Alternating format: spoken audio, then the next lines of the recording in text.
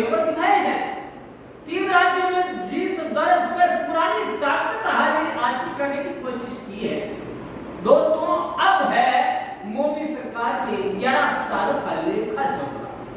दोस्तों, नरेंद्र मोदी की सरकार बनने के बाद भारत की सीमा की तरफ देखने की हिम्मत किसी की नहीं हुई है।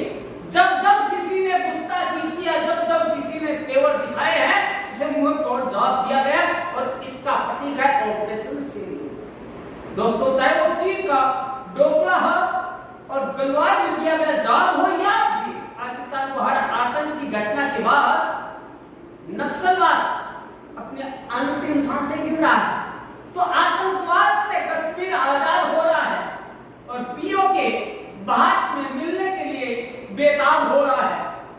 तो चलिए दोस्तों, जानते हैं कि मोदी सरकार के 11 सालों में भारत कितना बदला है। क्या भारत को कुछ हासिल हुआ है या कुछ खोया है भारत में? दोस्तों, मोदी सरकार का रिपोर्ट कार्ड आपसे हम साझा करने जा रहे हैं। दोस्तों, प्रधानमंत्री नरेंद्र मोदी के तीसरे कार्यकाल का 1 साल 9 जून यानी कि आज पूरा हो रहा है। इस तरह से उनकी सरकार को 11 साल पूरे हो गए। ऐसे में बीजेपी इसे बड़े लेवल पर सेलिब्रेट करने जा रही है। मगर सबसे बड़ा सवाल यह है कि इन 11 साल में भारत कितना बदला है। आम लोगों के जीवन में कोई बदलाव आ पाया है या नहीं? क्या भारत की जनता उम्मीद करे कि आगे उनका भविष्य खुशहाल होगा?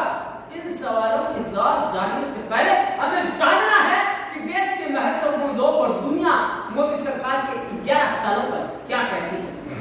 दोस्तों, आपको बता दें 11 सालों के सबसे बड़े काम क्या हुए हैं जिन्हें की सुभाष गई